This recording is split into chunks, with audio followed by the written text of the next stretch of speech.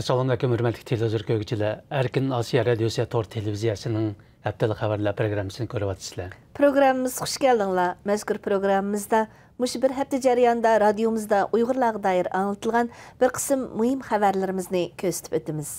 Ben Erkin. Men Gulchehra. Tövende diqqatinglar xabarlarimizning tafsilotlarida bo'lsin.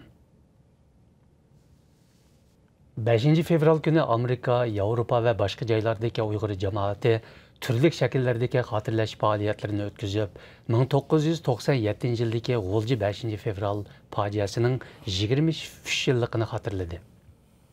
Amerika, Germaniya, Avstraliya, Angliya qatorliq joylardagi Uyg'urlar shu joylardagi Xitoy elchixonalari oldida norozilik namoyishlari tashkillab, o'zlarining Xitoy hukumatiga bo'lgan noroziligini, shuningdek, Uyg'urlarning irodasini namoyon qildi. Qozog'iston, Qirg'iziston va Turkiya qatorliq joylardagi Uyg'ur muhojirlari turli yig'ilish faoliyatlarini o'tkazdi hamda 5 fevral fojiasining shahidlarining ro'yiga atab xatmi tilovat qildi. Xitoydan yomg'irgan Wuhan virusi deb atılıyotgan tajisimon virus navbatda Uyg'ur diyoridimi tez yomg'irayotgan bo'lib, muhojiratdagi Uyg'urlar bu ofatning lagerdagi Uyg'urlarga tarqalib ketishidan andish qilmoqda.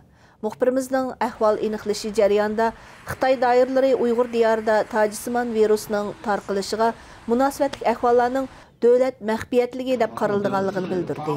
Ma'lum bo'lishicha, Uyg'urlar diyorida hozir yuqumlanishdan saqlanish nomida har qaysi mahalla va aholilar sim to'soqlar orqali bir-biridan ayirib etilgan.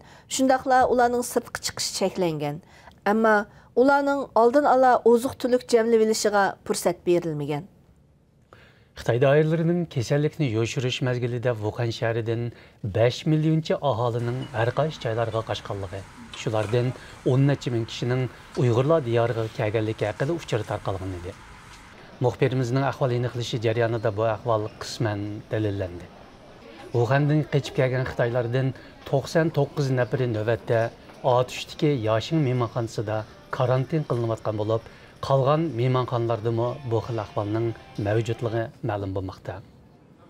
Uyg'ur diyoridagi tajisimon virusning yuqumlanganlarining soni tezdan oshayotgan ahvolda Wuhandan qochib kelganlarning boshqa shaharlarda qanchalik sonda ekanligi hozir ko'p qism Uyg'urlarni beorom qilmoqda ekan.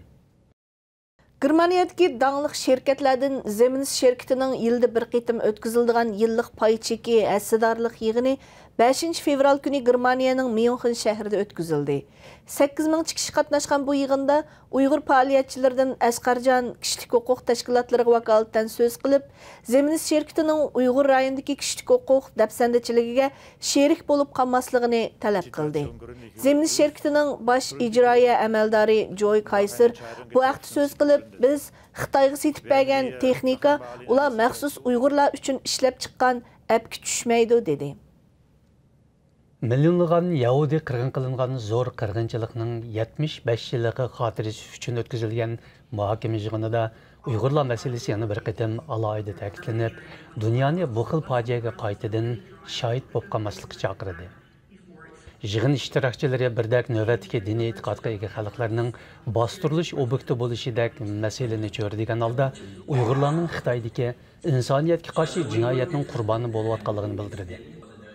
Washington shahridagi Yahudilar qirg'inchiligi muzeyida ochilgan bu yig'inga bir qism Uyg'ur tashkilotlarining vakillari hamda Amerika hukumatining bir qism yuqori darajalik amaldorlari, shundaqli Yahudi vakillar qatnashgan. 4 fevral Amerika prezidenti Trumpning davlat vaziyati bo'yicha ma'lumot berish nutq murosimi Amerika Davlat Majlisida o'tkazildi. Amerika hukumatining eng yuqori darajalik siyosiy faoliyatlaridan biri bo'lgan bu murosimga Amerikaning barliq yuqori darajalik amaldorlari qatnashdi. Amerika prezidentining bu yillik nutq murosimiga Uyg'ur faoliyatchi Roshan Abbas taklif qilindi.